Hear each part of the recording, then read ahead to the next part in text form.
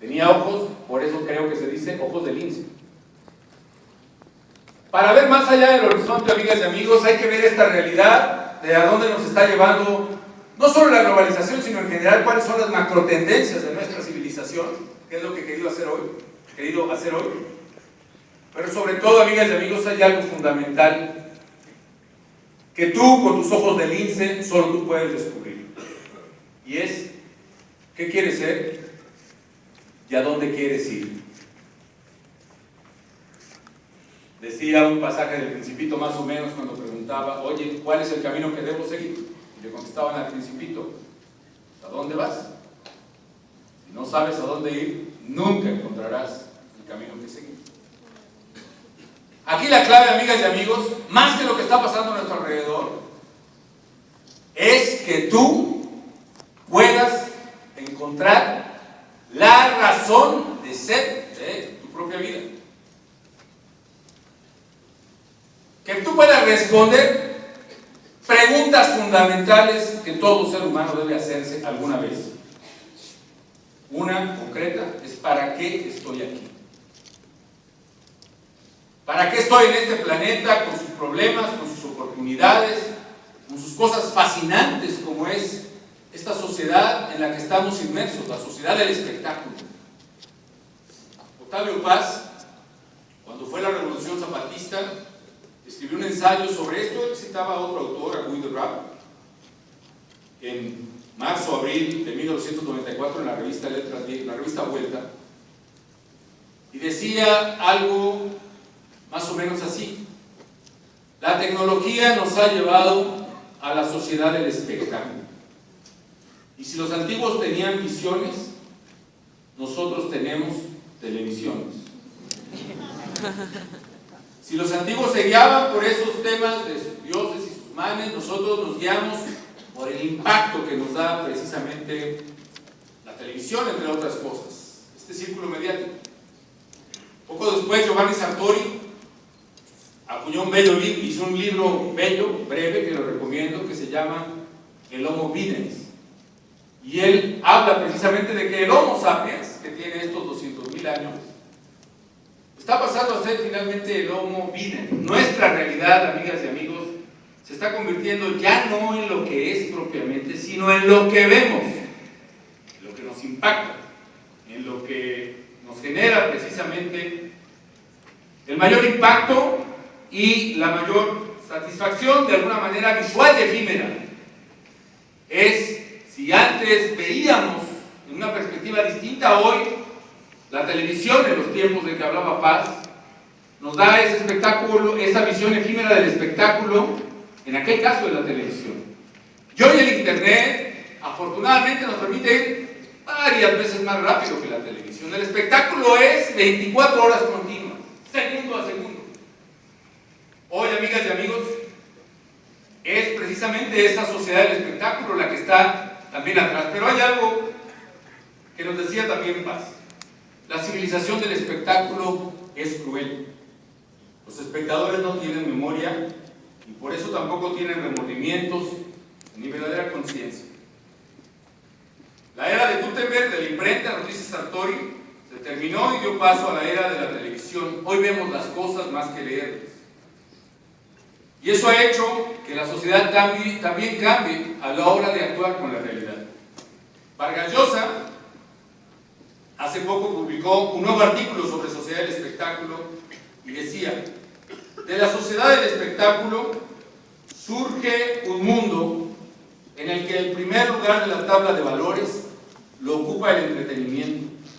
Escapar del aburrimiento es la pasión universal. Y entre las consecuencias indeseables de eso, dice Vargas Llosa, están la banalización de la cultura, la generación de la frivolidad, y en el campo específico de la información, la proliferación del periodismo irresponsable que se alimenta de la chismografía y el escándalo. Se genera también una vulnerabilidad terrible a la propia sociedad del espectáculo. Ayer, por cierto, o antier, leí una noticia de una modelo, una gran artista australiana, que se quejaba y su cruzada era contra el bullying, por ejemplo, en internet, en el Twitter, y contra el bullying además en otras áreas. Ya finalmente se suicidó ayer o antes. Y esto implica, amigas y amigos, que a medida que nos llena más de información o de visión o de entretenimiento la sociedad del espectáculo, también sabe que se nos está vaciando mucho más la vida. Está siendo más efímera, está siendo más instantánea, menos trascendente. Porque al final de cuentas esta fuerza secular de la globalización también nos hace perder de vista la respuesta de para qué estamos aquí. ¿Para qué en este mundo que lleva millones de años, este punto perdido en el espacio y del universo? ¿Qué significa que nosotros estemos aquí? Y por eso yo lo que quiero decirles es que más allá de lo que está ocurriendo con la globalidad, buena y mala, la clave es que tú llenes tu vida de propósito, de sentido. Déjenme contarles, por cierto, una anécdota personal. Recuerdo que mi papá fue un gran humanista, debo decirlo, un hombre que se entregó a los demás mucho, y entre otras cosas participó en la fundación del partido al que yo pertenezco. Pero imaginen ese México cuando yo era chavo y me empezaba a dar cuenta de eso, que tenía 7, 6 años, 8 años. Pues yo veía a mi papá dándole a las campañas y la verdad que entre nos nadie le hacía eso. Y no le hacía. Yo iba con mi papá y salía de la escuela y me juntaba con él cuando iba a campaña. Curiosamente yo no entendía por qué siempre mi papá era el candidato.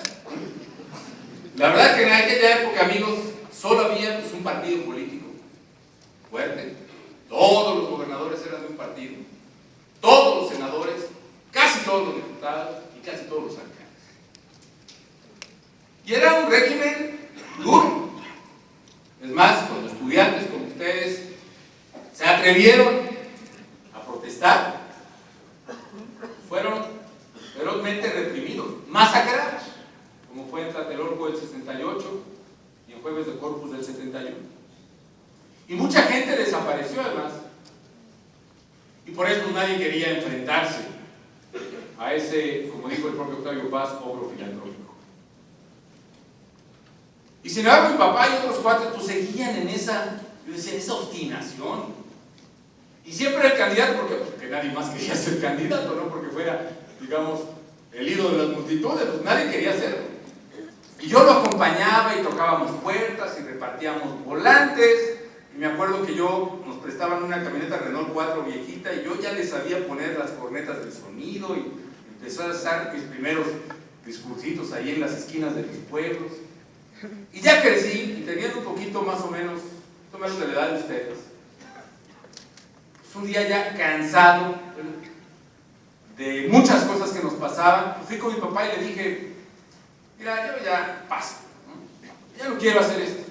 Nunca, por cierto, nos presionó, nos insistió, pero esa vez me dijo algo que no he podido olvidar. Dice, ¿qué te pasa? Pues mira, papá, yo ya estoy cansado. No entiendo para qué les hacen las cosas. En primer lugar, la gente no nos pela, ¿no? Y cuando nos pelan, cuando nos hacen caso, cuando se entusiasman, vienen y nos roban las elecciones. Y nunca vamos a ganar.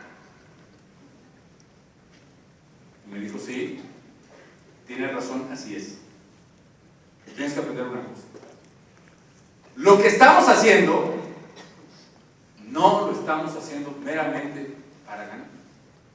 Lo que estamos haciendo es transformando desde nuestra realidad difícil que nos tocó vivir, la realidad de México.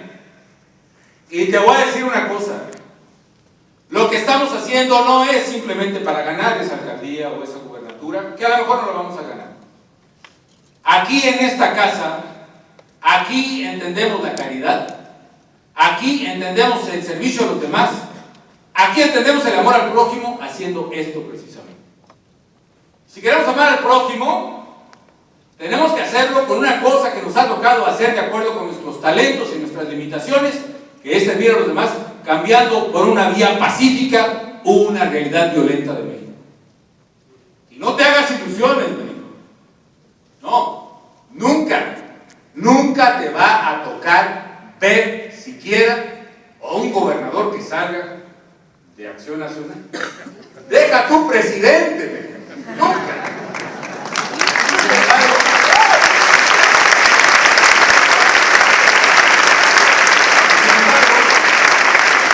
Lo que estamos haciendo es nuestro deber moral con México y nuestro deber moral con los demás. Mi papá murió mucho antes de que pasara esta transformación tan impresionante de la democracia mexicana. A mí luego me tocó ser secretario general y presidente del PAN mismo. Me tocó negociar con el presidente Zedillo una reforma muy importante, que fue la reforma que creó el IFE ciudadano, que reglamentó parte de las